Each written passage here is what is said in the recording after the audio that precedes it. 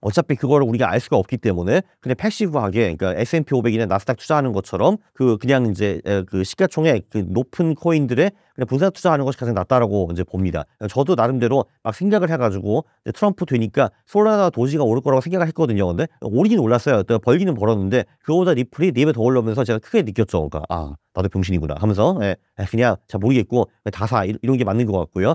사실 이게 코인도 이제 가치 투자를 할 수 있다라고 저는 이제 보거든요. 뭐 예를 들면 공부를 해가지고 오케이 자 그 SEC 의장이 물러나면 규제가 완화되니까 리플이 오르겠지라고 그런 식으로 가치 투자를 할 수가 있는데 저는 이제 그 실력이 잘 안 되고 그런 거 이제 많이 연구하는 거 저는 싫어하거든요. 이제 그렇기 때문에 그런 분들은 그냥 이제 그 시가총액 높은 코인들에 분산 투자를 하면 되는 거죠. 한 단계 위로 가면은 이게 이제 코인들의 섹터가 있어요. 이제 그 주식도 섹터가 있잖아요. 근데 이제 코인도 뭐 민코인 섹터가 있고 AI가 있고 RWA가 있고 미국 코인이 있고 트럼프 관련 코인이 있고 뭐 저희 중국 코인이 있고 이런 식으로 테마가 딱 있거든요. 게임 코인 있고 디파이 코인 있고 그 테마별로 그냥 위에 있는 거를 한두 개 사는 것도 방법이라고 저는 생각을 해요. 왜냐면 얘네들이 보통 오르고 내릴 때 테마별로 오르고 내리거든요. 한 번은 AI 코인이 간다 하면 걔네들이 다 같이 쫙 올라주고 그다음에 얘가 좀 시들하면 민코인이 쫙 올라주고 이런 식으로 하거든요, 보통. 그게 코인 마켓캡이라는 사이트에 가보시면요. 그게 이제 코인 쪽에서 가장 큰 사이트인데 거기 보면은 이제 섹터별로 나눠져 있어요. 섹터 같은 거 눌러보면은 섹터가 200개 정도가 있는데 그 중에서 이제 클릭을 해보면은 시가총액 위부터 이렇게 나와 있어요. 민코인 하면 뭐 위에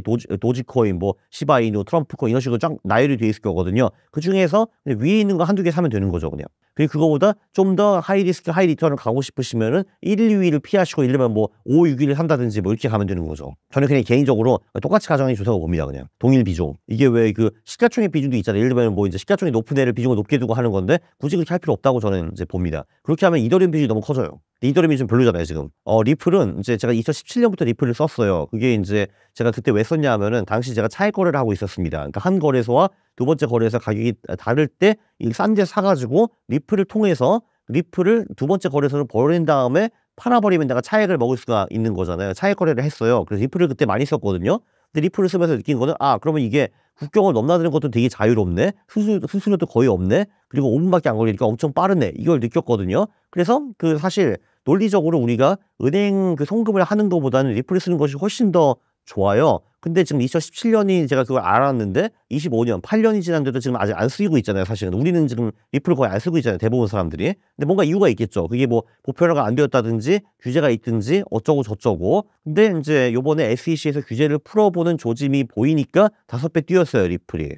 그러면은 계속 규제를 풀 가능성이 높아 보이니까 리플은 미래가 있다라고 저는 봅니다. 일단 첫 번째는 이제 트럼프가 미국에서 이제 발행된 코인들은 양도세를 면제해 주겠다 뭐 이런 게 하나 있었고요. 네. 그리고 이제 두 번째는 그거예요. SEC 규제 완화 그 기대. 그러니까 사실 이제 그 리플이라는 게 어떻게 송금 서비스인 거잖아요. 근데 그리고 제가 말씀드렸지만 이게 은행보다 훨씬 더 편하거든요. 사용을 하면은. 근데 그 보편화되지 않은 큰 이유가 이제 이게 뭐 증권이네 아니네 송금을 할 수 있네 마네 하면서 SEC에서 계속 트집을 잡고 소송을 많이 걸었어요. 근데 지금 그거를 주도한 그 인간이 사라진 거죠, 지금. 게슬러라는 사람이. 상표 위험은 당연히 늘 크죠. 예를 들면 뭐 루나 같은 코인도 옛날에 톱10까지 들어간 코인인데 상폐당해서 사라졌잖아요. 거기도 사실.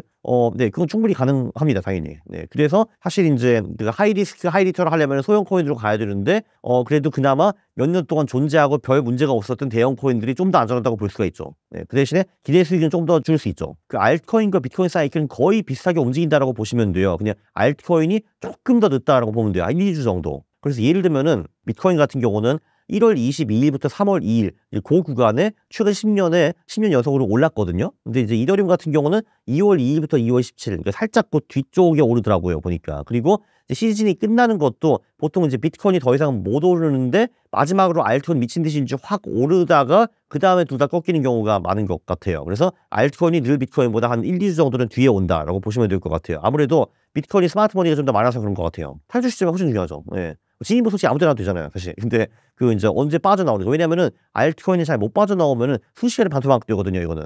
근데 또 반토막 되면은 손절을 또 못 하잖아요, 사람들이. 하다가 마이너스 95% 가잖아요, 이게. 그리고 알트코인이 중요한 게 뭐냐면은 비트코인은 저는 장기적으로 계속 우상향할 가능성이 높다라고 이제 보거든요. 근데 알트코인은 아니에요. 그 사실 2017년에 그때 왜 첫 알트코인 불장이 왔었거든요. 근데 그때 고점을 극복한 코인이 5개 되나 마나? 그 정도밖에 안 돼요, 사실은. 제가 책을 쓴 게 6개월 전이었거든요. 근데 그때만 해도 그 2017년 고점을 넘어선 알트코인이 이더리움 딱 하나밖에 없었어요.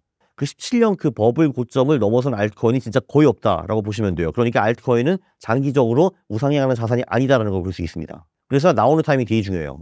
여기도 비트코인 거의 똑같이 4월 말에 한번 나와가지고 좀 비중 줄이고 연말 파티 한번 그 엔조이 한 다음에 그때 빠지고 1년 동안 구경하겠죠. 그리고 알트코인의 하락폭이 비트코인보다도 훨씬 더 세일 겁니다. 26년에. 왜냐하면 변동성이 훨씬 더 크니까요. 기본적으로 알트코인이 비트코인 파생 상품 비슷한 거라고 보시면 돼요, 그냥.